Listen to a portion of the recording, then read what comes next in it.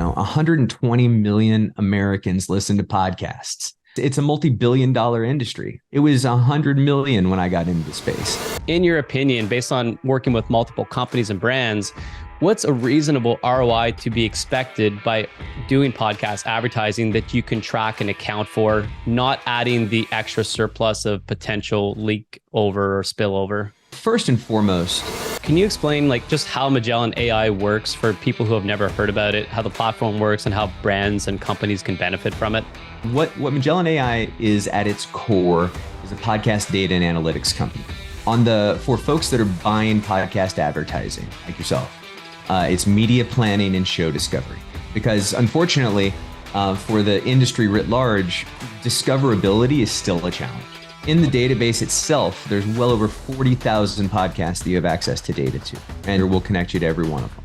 For folks that aren't as engaged in the space, there tends to be this belief that it's a blunt instrument, Spray some ads out there and hope for the best. That's just not the case. I mean, what's the best productivity hack you've implemented in your business or personal life? Oh, this is such a rote answer, but it's...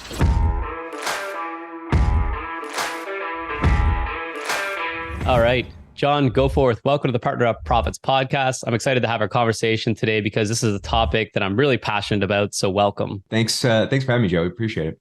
Before we get started, I always want to ask, what's something interesting about yourself that not many people might know? Oh, gosh. I don't know how interesting it is, but people might not guess since I've been in, kind of marketing and advertising my whole career.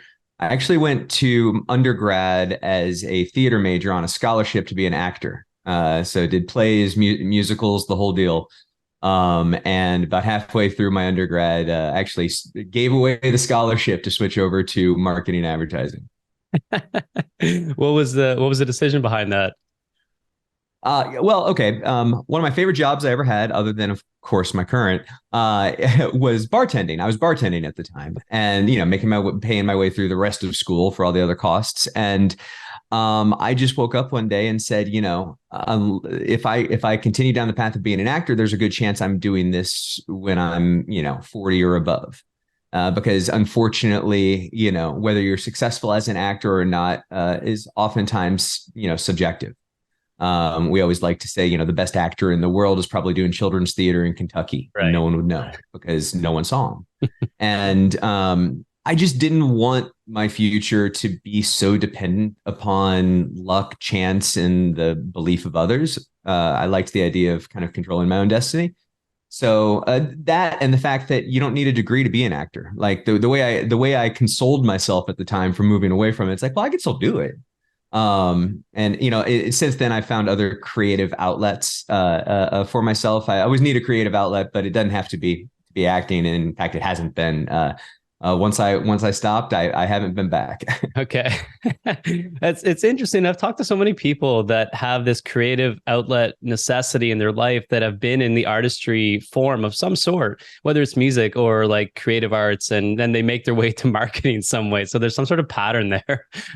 Myself included, I played guitar, and then I eventually, like to your point, where can I actually apply myself that would guarantee me more success potentially, but I still love doing it. I've got a guitar in the background and I'm always playing it. That's my meditation for the day.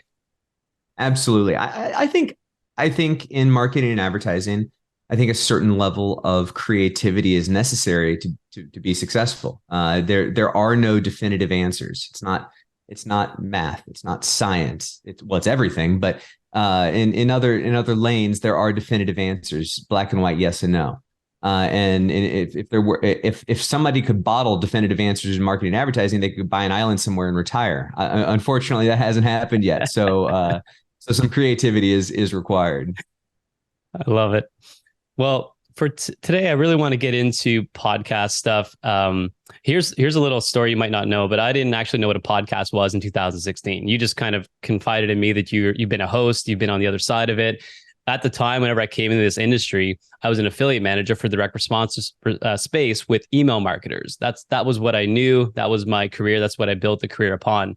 And then our CEO started talking about, let's get onto podcast ads. And I was like, cool, what's a podcast ad? I have no idea what that commercial advertising platform was at the time. And back then it was still probably more under the radar.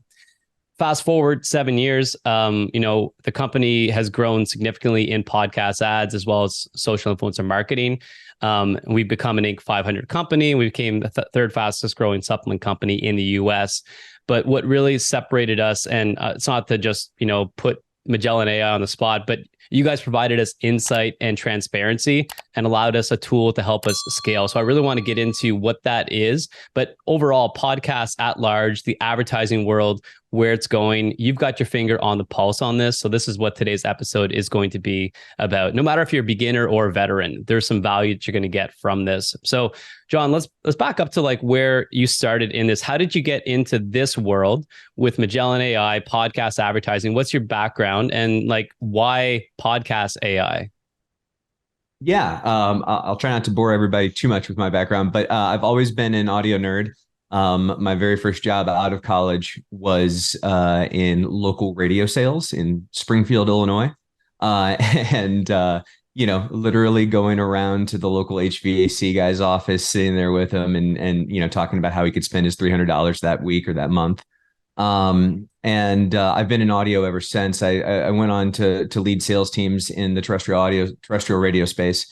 And then I found myself more and more on my way to client meetings, not listening to my own stations, but listening to podcasts. And it was kind of like a eureka moment. I'm like, wait a second, it's like the old Wayne Gretzky thing, skate to where the puck is going.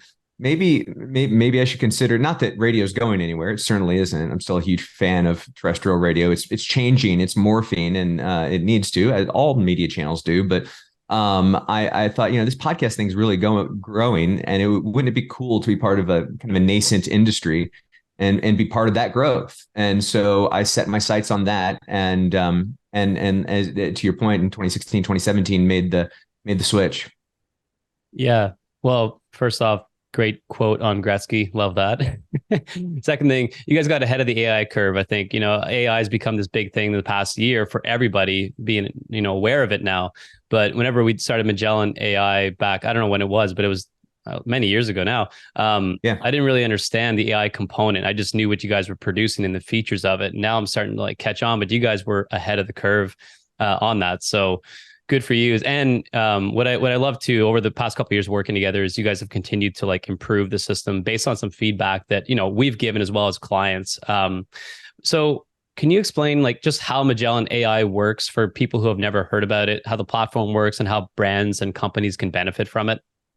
Yeah, of course. And to be clear, no credit goes to me. I wasn't even a part of the company when it was originated, even though I'm the CRO now. I was actually one of the first subscribers. So I was still leading sales only in the podcast space at a company called How Stuff Works.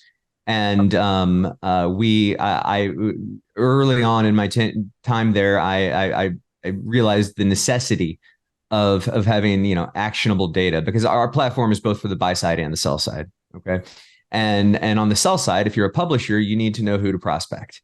And I did not want to waste my team's time on going after advertisers that weren't interested in the podcast space. Again, back then it was pretty nascent. It wasn't the major media channel that it is today.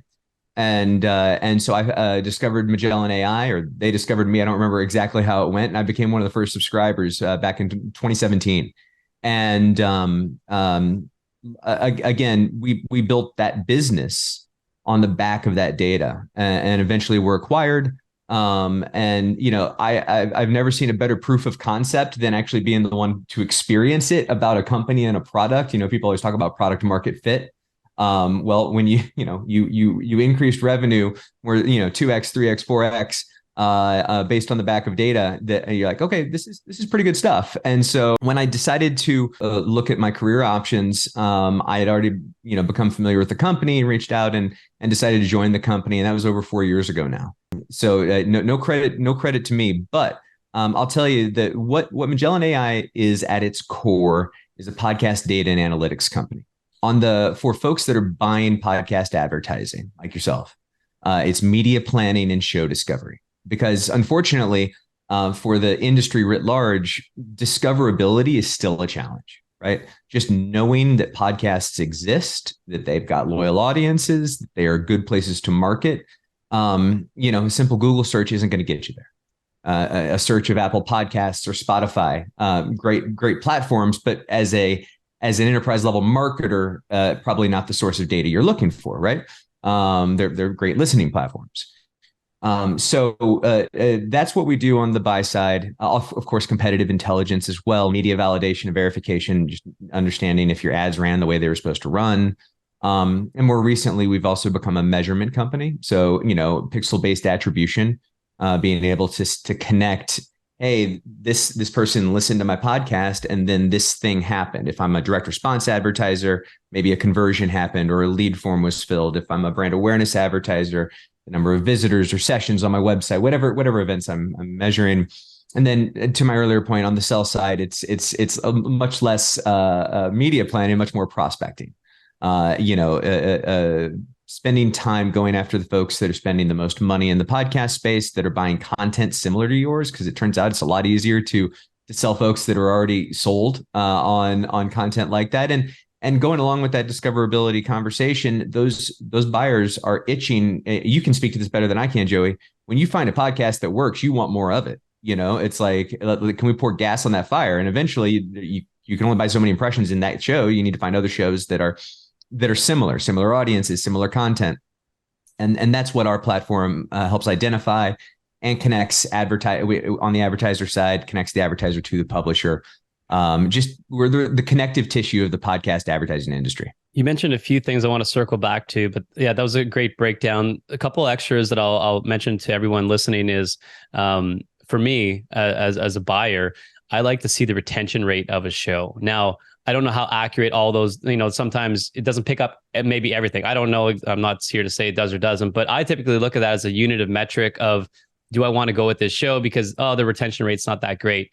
I can't see that anywhere else. I can't get that by a Google search. So even if I could find some podcasts, and we bootstrap a lot of our stuff, we like to do it ourselves. We've seen success from doing the custom curated approach, prospecting through Magellan, rather than going with, not to say that there's not value in agencies or brokerage people doing this, but I actually like to do it in-house more so. And this tool is invaluable for that, as well as seeing the retention rate, connecting with a show from the platform too. So you guys, one of the features of Magellan, for those of you listening, is there's a connection feature that intros you to somebody on your behalf. So you could say, hey, I'm interested in John Smith's show. And then Magellan does an intro. And it's not guaranteed you're going to get them, but it gives you another step to get in front of that person. And then the other thing that I like too, again, being an advertiser, is I actually get to see my ad read checks come back, both in transcriptions, and I get to hear the audio playback in a concise, consolidated place that my team can go and check every month. Did the ad go live? Was the link correct? Was the code correct? Was the audio sounding good? And there's so many other things. Like I'm a geek for the platform. And to your point, I don't know how you were sold the Magellan, and maybe it's through a podcast ad, but like we found it because of necessity. And then we've just been like users of it. And yeah, it's a product that, we wish we would have developed ourselves, but we don't want to do the work. So you mentioned prospecting. How many current shows are on the platform or connected to the platform? Because I think your scope is really important to understand, both from the quality perspective and the targeting perspective. Last I heard, it was the top 3,000 podcasts. Is that still about accurate? We've actually moved away from that naming convention because it gets a bit confusing. It might lead someone to believe that they only have access to data inside the platform on 3,000 shows. That's just an index by which we look at the podcast world each week to evaluate what shows we should be sampling and which ones we shouldn't. Okay. In the database itself, there's well over 40,000 podcasts that you have access to data to. And to your point earlier, we'll connect you to every one of them. And it's important. The differentiator there is that we've already, when we connect you, we've already confirmed that's the party responsible for ad sales. If your listeners are new to podcast advertising, it's not like other channels where it's just, if 5 or 6 main publishers, you're going to cover 95% of the market. It's not like that. There are hundreds, if not thousands, of independent shows, independent networks, along with the big guys as well. And to know who they're affiliated with and to be able to be connected directly to them is a huge time saver, as opposed to going to a podcast's website and there's an info at email address and you send them an email. Joey, you're laughing because I know you've done this. And you send them the email saying, hey, I'm interested. In other words, I want to give you money. And you're begging to give them money and you can't get a reply. And it turns out no one's checking that email address and they're actually repped by an independent network somewhere or whatever the case may be. So yeah, we're connecting the dots there. Yeah. And the way I use this tool is it's not guaranteed I'm going to get the intro replied to, just like any case in outreach. That's fine. Sure. But it's an extra extension to my team where I might be emailing the info email. I might hit them up on a DM. I might, whatever the case is, but it's an extra line out there in the water, as we're all fishing for the same person. And these intros are free, by the way. So there's no credits to as far as I know, John, correct me if I'm wrong. If you guys. No, you're absolutely right. So you could just literally go out and ask for all these intros. I don't know. At some point, you must cut people off. But I haven't experienced that. And we've gotten so many leads from that venue, from going through you guys. So that's been incredible. I want to go back to, I'm going to say this one for later because this is a big one. One of the biggest ones, top of mind for me, top of mind for other brands, and it's scary, is the tracking and attribution, right? Sure. So before we get into that, I'm going to save that for later. It's going to be a little teaser for later. But let's talk about what other unique insights does Magellan offer to brands who want to advertise on shows? What else can they see in the platform? Yeah, of course, example creative. That's kind of a basic thing. What competitors are up to, what they're spending, where they're advertising, where they're accelerating, where they're pulling back. I think to go along with competitive intelligence, a really key use case is, rather than looking at competitors, looking at brands that you consider to be an affinity brand. And when I say affinity brand, what I mean is a brand that you would be more than happy for your ad to be next to. You don't consider them competitive at all. However, you believe you're going after the exact same target market. And in that case, if they have been active in the podcast space for a while, they've already spent 7-8 figures figuring out which shows work for that target demographic, psychographic, whatever that target is. And that becomes the cheat code. I can't tell you the number of brands that we chat with that say, hey, listen, I'd love to say I'm doing something more complex, but brand X, who we consider an affinity brand, has been doing this in the space for 5 years. They spend $10 million a year. When I go look at their activity, which you can do right inside the platform, hey, how consistently are they on this podcast? Are they on every month? Did they try it for 3 months and not come back? And I look at the ones that they just continue to throw money at. Those are the ones that I want to try.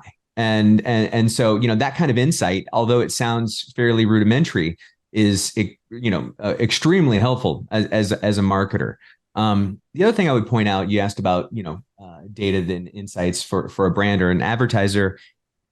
I think in the podcast space, more than many other channels, it's really important to find contextual fits to your marketing. And when I say contextual fits, I mean the content contextually fitting with your target market, whether that be a direct contextual fit or an indirect. Direct meaning you're a supplement company. Let's get on podcasts that talk about health and wellness and people that are of that mind so that our product will resonate with them. We know they're already thinking about that. When I say indirect contextual fits, maybe we also know that our target market loves yoga or SEC football. Either way, these subject matter, whether it be yoga, whether it be health and wellness, or something more specific, mitochondria. What podcasts are talking about mitochondria? There is just no good way outside of a platform like ours to find the podcasts that are routinely talking about those subjects. And that's where I want to spend my money. The podcast so if I mentioned SEC football earlier, if I wanted to find an SEC football podcast, I could go to a platform and look at the genres and find sports and maybe even find college football. That's not going to tell me which shows actually are talking about that very specific group of schools on a weekly basis. And our keyword analysis tool inside of our platform allows advertisers to do that, and we hear time and time again that that's one of the most valuable features that they enjoy using. Yeah, I'm glad you mentioned the keyword one too. And you mentioned affinity, and we use the term like harmonize. It's just one of many terms to say like Yeah. it's not the same product, but it's the same customer you're going after. And Right. one of the case studies for us was like we have a magnesium breakthrough supplement. So people that are interested in sleep. So I'm not going to go find a show that's advertising magnesium on the same show because obviously they might have a non-compete, it might have exclusivity. But what I am looking for is, well, who's interested in sleep? Blue light blocker glass people, people wearing those at night. They're Right. interested in sleep, people who have sleep devices. So it's like it's harmonized customers, but non-compete products. And that Yes. is the beauty of the keyword search tools. It allows you to do that. And one other thing that I love Magellan for, and again, I'm a geek on Magellan, but it's the ability to spy on your competitors or spy on the harmonized markets you want to go into. So I'll give one little case study example is if I know that someone's crushing it, I look at the stats, the analytics, and I see that they're just continuing to scale. Well, I'm going to go unpack whether it's my market or not. What are they doing? What's the messaging? What's the script? What's the formula? Because there's a formula. What's the offer that they're doing? Is it a 30% off? Is it a gift with purchase? And then are they repeating it everywhere, meaning that it's universal and that everybody's buying off of this one thing? Or are they custom curating? So based on the show you want to advertise with, you can then go and start creating these customized scripts or outreach. And there's just so much to learn from other people and what they're doing who've already spent a bunch of money that you don't have to spend to test. You're exactly right. It's not just what shows did they choose and how often are they on them, but how are they using them? And so the ability to go in and listen to the creative. There's every ad that we've ever sampled. There's over 5 million of them in the platform is available to listen to. The transcripts there, so you can see how those other brands are engaging with that specific host and vis-a-vis their audience. Yeah. And you can use ChatGPT to like take a transcript and say, give me the formula, and like literally gives you formulas based on all these scripts, which is really cool integration. So I know you guys have a lot on your roadmap, but I think that some integrations with more like script analysis and things like that would be really interesting to see. But let's talk about ROI.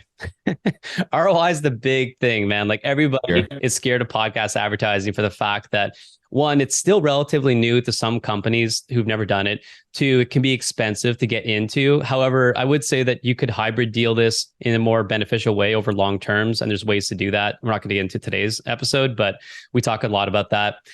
How is Magellan, because I know you mentioned pixel-based tracking, but I have a couple of philosophical questions right now. So first off, how do brands typically account for the top of funnel attribution of a podcast ad when they've got maybe an Amazon store and then they've got their e-com store that they can track? And in a lot of cases, this is us as a brand. With Bioptimizers, I can't necessarily track like directly what's coming in from a podcast ad unless I use IP pixel-based tracking, which isn't always the case. But in your opinion, based on working with multiple companies and brands, what's a reasonable ROI to be expected by doing podcast advertising that you can track and account for, not adding the extra surplus of potential leak over or spillover? Well, okay, it's a loaded question, and rather there are multiple answers to your question, and I'll try to address all of them.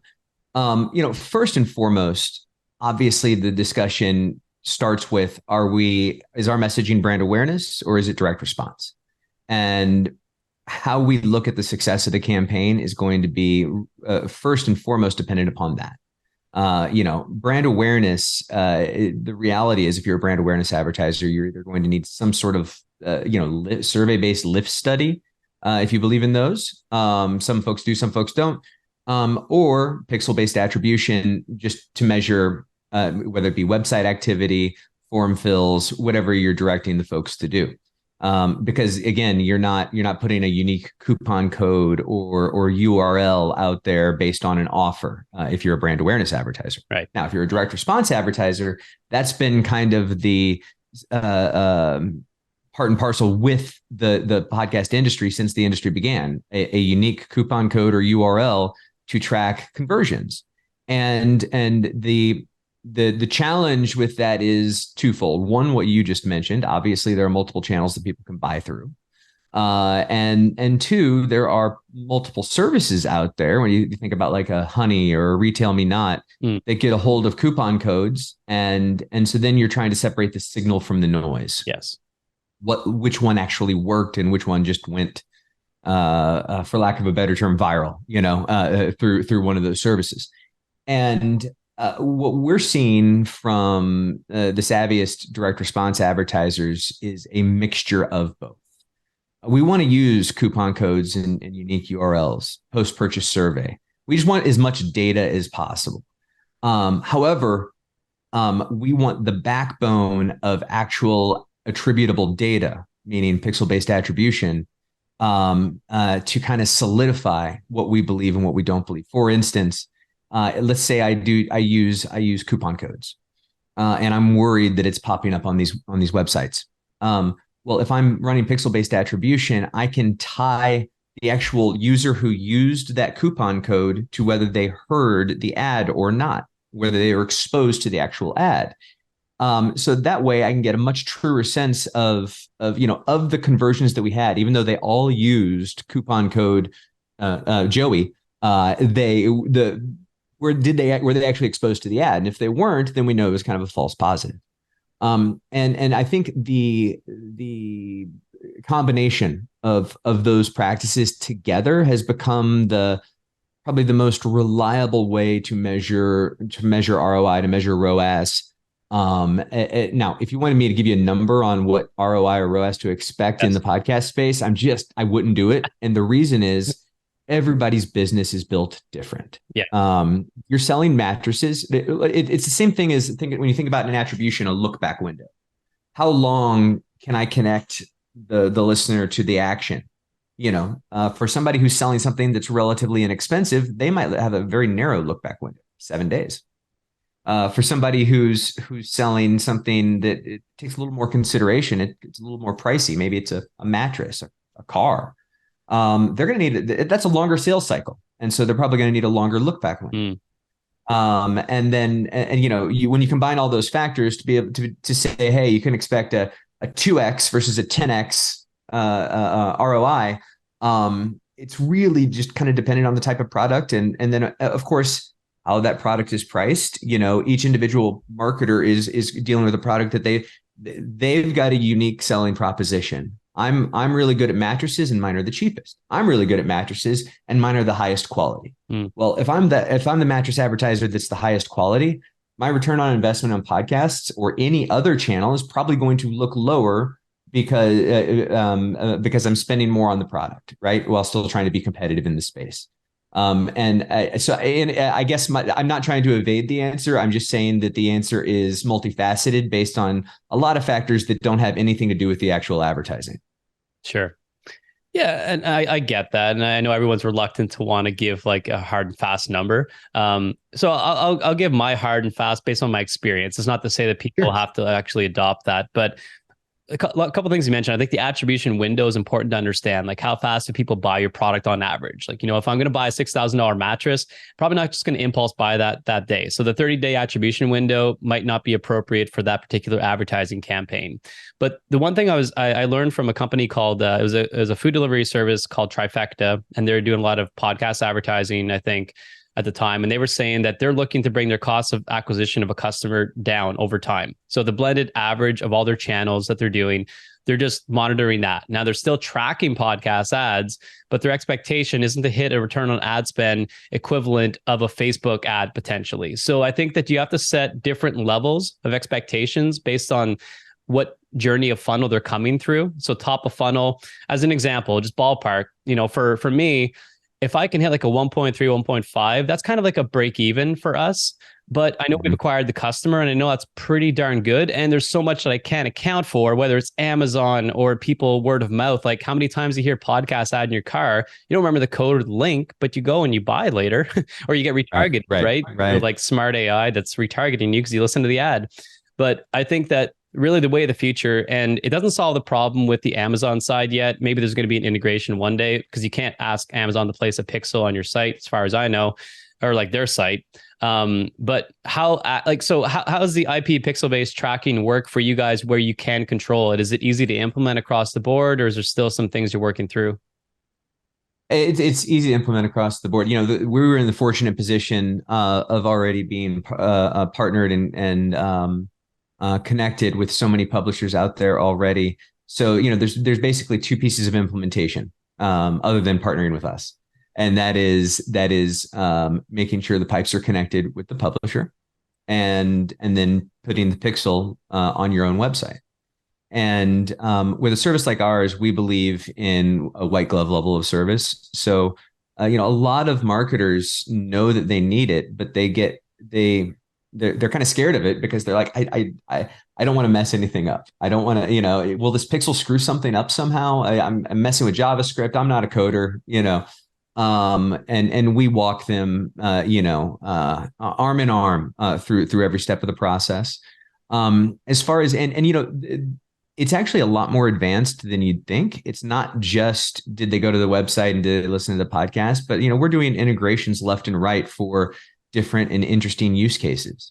We had an advertiser not too long ago come to us and say, "Hey, we really want to measure app downloads," and that's not something that you're going to be able to measure from just going to the website and connecting to the podcast listen.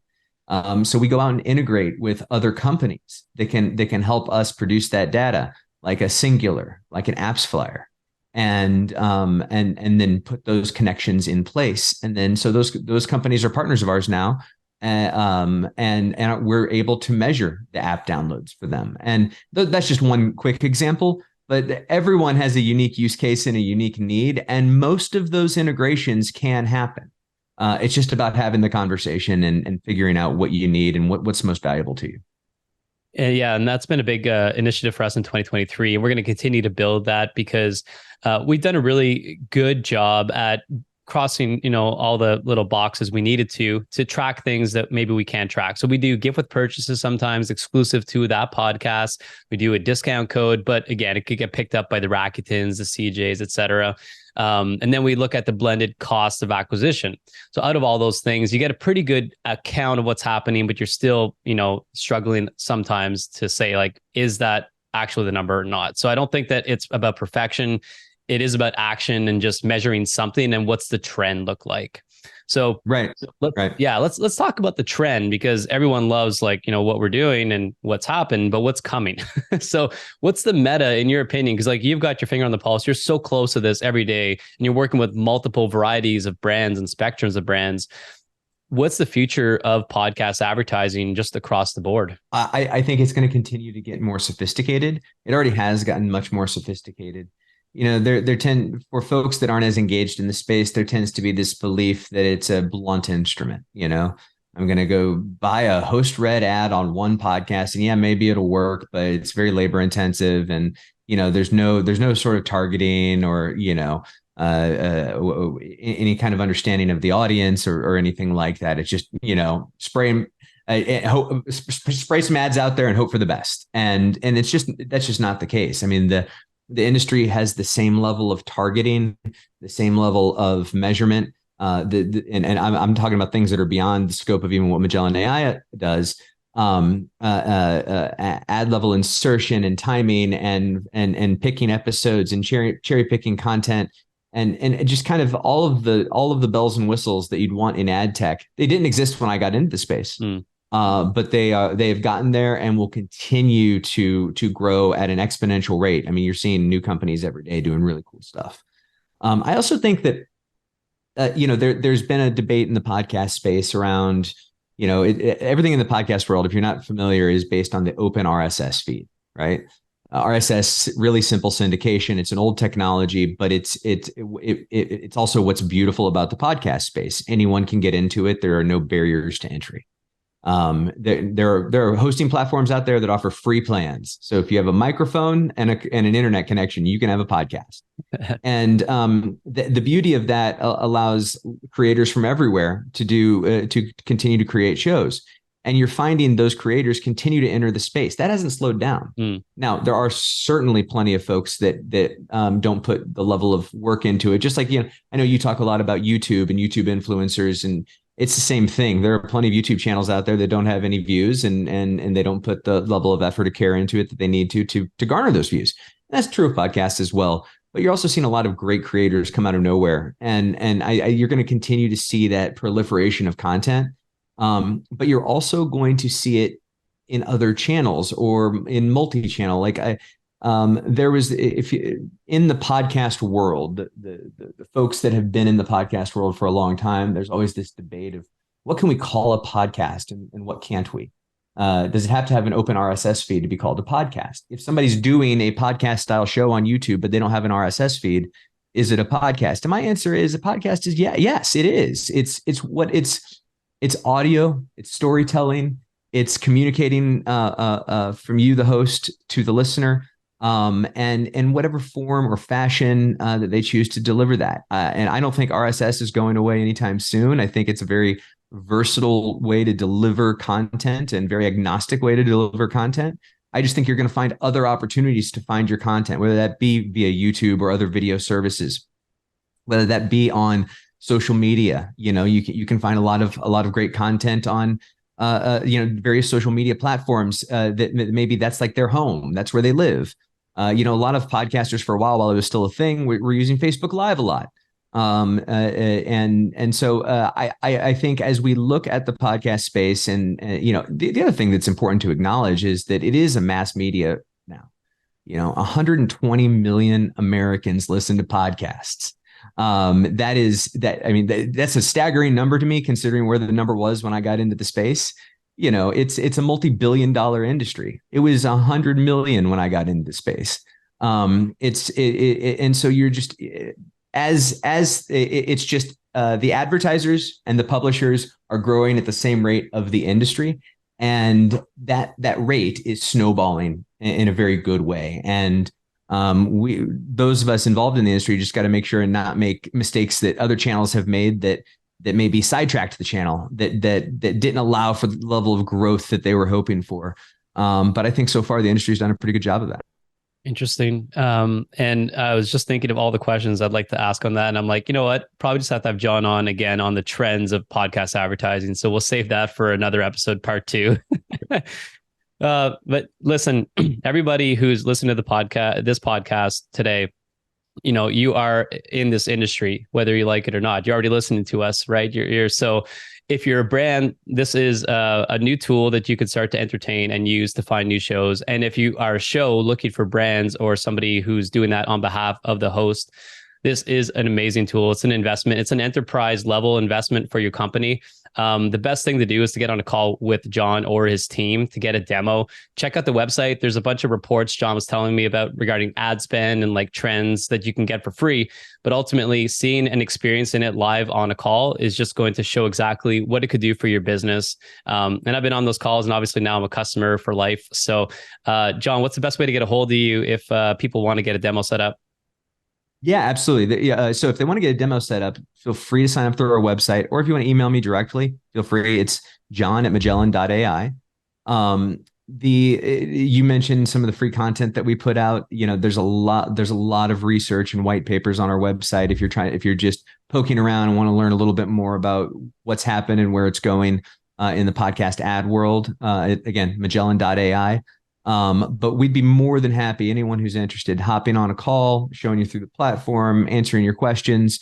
We aim to be, as I mentioned before, the connective tissue of the podcast advertising industry, and so that requires us to not just be salespeople, but to be ambassadors for the industry, and to help educate folks if they're looking for that. If they're not looking for that, we'll just show them what data we have and see if it'd be valuable to them or not. But either way, we'd love to chat with everyone. And again, and the last thing I should mention, we do a monthly webinar where we highlight the top spenders in the podcast space, and then also the top movers and shakers, the folks that increase their spend month over month the most. And that's, again, all free content for folks that maybe they're on the ad sales side and they're not ready for a subscription yet. You could at least get some leads and some thoughts about where to be spending your time there. Love it. Thank you for sharing so much value today, so many insights. And I definitely want to do a part 2 of this. There's been a few guests that I've had on. I'm like, there's not enough time on this one. I want to keep it as short as I can because attention spans dwindle these days. But let's wrap up the episode now. Listen, I don't have the time to do a second podcast, like in terms of like starting a new show, but I really wanted to do a personal podcast one day where I just get to talk about things and get to know people on the other side, because we're always in business meetings, right? And it's like, get to know the personal side. So I'm like, instead of doing that, I'm just going to ask some personal questions on this podcast as a personal Awesome. connection tool. So first thing, first question, then we're going to do a lightning round. It's 10 questions. First thing that comes to mind, but partner up profits power move. This can be something, as people are listening to it, as it relates to our conversation today, as to what's like a power move that they can implement in their business that you'd recommend doing that you've seen success from.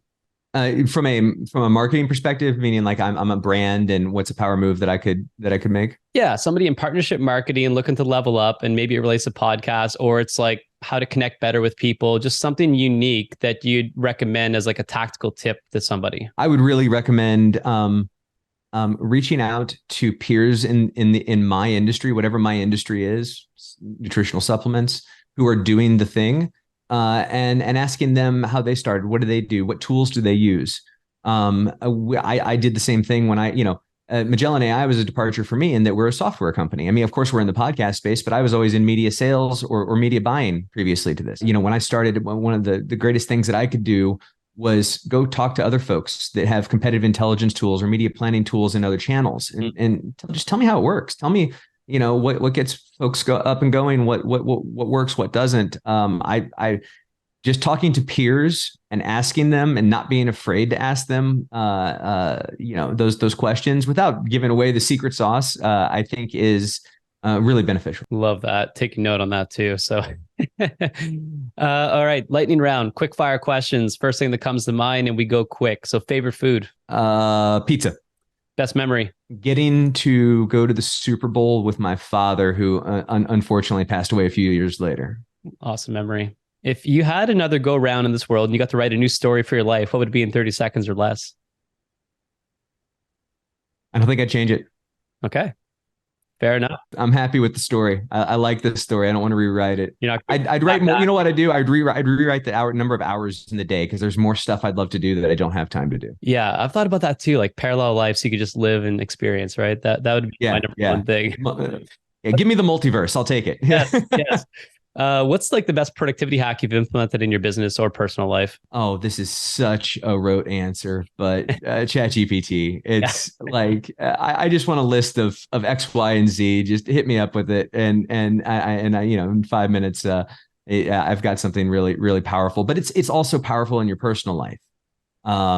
You have a sick kid at home, and you're curious about what symptoms you should be looking for, and if you Google that, you're going to get a list of 15 different websites, and they all say something different. And it's not to say that ChatGPT is a doctor, and I'm going to solely rely on that, but to ease my mind that night while my kid is coughing too much or whatever the case may be, it's just helpful in so many arenas. I'm going to have a small bit of construction work done on my home, and I'm like, I don't even know what questions to ask a contractor, and I just asked ChatGPT, what questions should I be asking? And it was so comprehensive and helpful. And I know everyone probably says that, but it's been fun. You're the first actually on these interviews, at least, but I agree. What I like about it is you're not getting bombarded with the marketing behind it. You know what I mean? Like the top carpenter's 10 tips, and like come read my blog. It's like, you just get the unfiltered, give me the answers and give me the logical answers. So that's a good one. Another great example of that is like, if you need a good recipe for something, asking ChatGPT will actually do it. Yeah. And you don't the thing I love to cook, and the thing I hate about finding recipes on the internet is you get the person's entire life story and why brownies really matter to them before you get to the recipe all the way at the bottom of the page. Yeah. Littered with ads and like pop-ups, and you're just like, just give me the recipe, please. Just give me the recipe, please. Do you want to retire? Yes or no? And if not, what are you doing in your traditional retirement years? Yeah, I do want to retire. I'm not one of those. I want to retire, but I won't stop working, if that makes sense. Yeah. I just will work on other things, and maybe that's some of the creative outlets that we were talking about earlier. Maybe that's being more of a consultant for multiple companies. You see a lot of folks that get on in their careers do that as well. But it's not the same dogged 60-hour weeks where the deadline. I think a step back from that at some point in life would probably be rewarding, as opposed to doing that until the day you die. Yeah. I agree with that, and finding passions that like you like to help and contribute, and you can do so without, even if you didn't want to, you don't have to charge. It's just things you'd like to do, right? So it's Just do important it. to that. Right. Cool. What book changed your life? Gosh, I'm a voracious reader. I would say Stephen King's On Writing Mm, would be the number one that comes to mind. I believe that the written word is so important and so vital, and something that so many people don't pay attention to. I mean, think about how many emails we send in a day. It's not. It was like we don't write letters anymore. Sure, we write more than ever. But when you go back and read handwritten letters from the 1940s and the amount of care that's put into the language in it versus the amount of care that's put into a language of an email today. Now, of course, we don't have time to do that on every email. We're sending hundreds of emails a day, but just being able to communicate clearly and concisely is such a valuable skill. And Stephen King's On Writing is so valuable. You don't need to have aspirations to be an author to find so much value in that book. I highly recommend it to anyone. interesting. I always pick up the books anybody recommends, so I'm an Audible fanatic too. But I'd love to talk more about the fact of the written word and the letter concept back in the day when people would send them from like war, and like how much thought went into this, and like there was no erase or chat GPT to figure out what to say. Like that just boggles the mind when you think about the amount of effort that went into those. But I digress on that. Now back to you though. What do you want to be remembered for? Oh gosh. We go deep I now. don't I don't know that I think that's a question that people ask themselves a lot. Like, Mm, especially in your earlier in your career, it's like, what can I do to make my mark on the world, that people know me, that there's a building named after me? And then as I've gotten older, I have kids now and a family. I think I'm less interested in the world remembering me and much more my family remembering me in a positive way and feeling like I did everything I could for them to set themselves up for success in the future. So I think I want to be remembered by my family for taking care of them and for loving them and for hopefully setting them up for success even at long after I'm gone. love that. And being a pretty new father myself, I can see how that starts to shift on you as you start to have kids and family. Yeah. What's a skill that you'd recommend developing as early as possible in business or personal that's going to impact you later in life? Brevity. Brevity. I in answering questions, I say that as we wrap an hour here where I have babbled on, but in answering questions in business and in life, folks have a tendency to ramble, have a tendency to, because there's so many thoughts going on in your mind at the same time, and stack ranking which one of those are the most important is very hard to do in the moment. But honing that skill, and then especially doing that in written communication, if I send an email to someone, it's generally not going to have more than a couple 2 sentence paragraphs and a couple bullet points. And beyond that, if I need to communicate more than that, it should be a phone call. It should be a Zoom. Mm, Because I just don't think that anyone gives the level of attention um, to an email nowadays that is 5 paragraphs with 5 sentences each long. I just don't think so. And also fighting the urge to sound like the smartest person in the room in that email.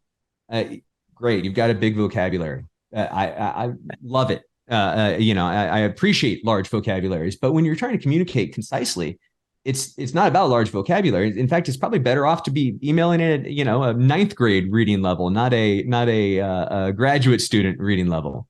100%. Yeah, I'm like that too. If I get more than a text, I'm like, just call me, or like, just let's do a meeting. Like, I don't have time for this.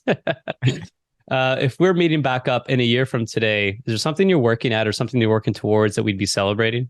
Yeah. We in the background at Magellan, and this is a business answer, but in the background, we've been working on all the platform that we described today, that exact same platform, but for video. So services like YouTube and other video services. There, of course, are many out there.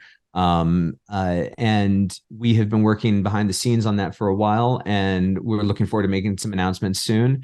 And really excited for that, for our users and for folks that maybe are looking for solutions there that haven't found them yet. And I'm also excited about that because that ties back exactly to what we were talking about previously, where podcasts aren't just RSS feeds; they are YouTube, and they are Rumble, and they are X, and they are Facebook. They are everything. And so just being able to be more of that connective tissue is exciting for us as a company. That's exciting as a brand, as a product company, because we're experiencing that right now. We're flying blind a lot of times with some of the creators and finding people because we don't have the tools that Magellan has for podcast. There's nobody else that I've found so far that's serving that that purpose. So I'm excited for that one too. So let me know when that comes out. Oh, I'll definitely let you know. Last question. What's a bucket list item you haven't done that you want to do? Travel to Asia and specifically Thailand. My wife and I actually had a trip planned to Thailand. Signed the paperwork to go, and within a week of signing that paperwork, got a positive pregnancy test. Oh, And that changed the math on it, because you don't plan a trip like that for the next month. It was further out. And since then, now we have two children, and they're younger ages. And so a long 10-14 day trip to Asia hasn't been in the cards. But I still would love to do it and plan on doing it. nice. Yeah, happy accident, good and bad, but yeah, there's always time to travel, and kids are awesome. So Yeah. thank you so much. Honestly, today's conversation was one of my favorites, and I was looking forward to this for a long time, and definitely want to have you back on. For those of you listening, go check out Magellan. If this is something that you've been interested in and you're also flying blind as a business, or you're looking to acquire new brand sponsorships, I've got another guy, John, I sent your way, that he's like loving the tool as a guy looking for new brands to sponsor the shows he's organizing as a top 10 ranking podcast agency. So definitely check it out, Magellan.ai. John, any last words? No, just thank you. Thank you for having me on, and asking really relevant questions for a lot of marketers out there, because the reality is that if you're a marketer sitting there right now, not knowing exactly what you want to do, thinking that audio might make sense and podcasts might make sense, you sometimes feel like you're on an island. It feels like everybody else is plugged in and in the know, and you're the one that isn't. Turns out no one is. And that's why we're here. We're here to help guide and help everyone. We're the Switzerland of the podcast land. So let us help. I love that. And with that, we'll wrap this up. Thank you everyone for listening, and stay tuned. We're gonna have John back on the show very shortly. Take care.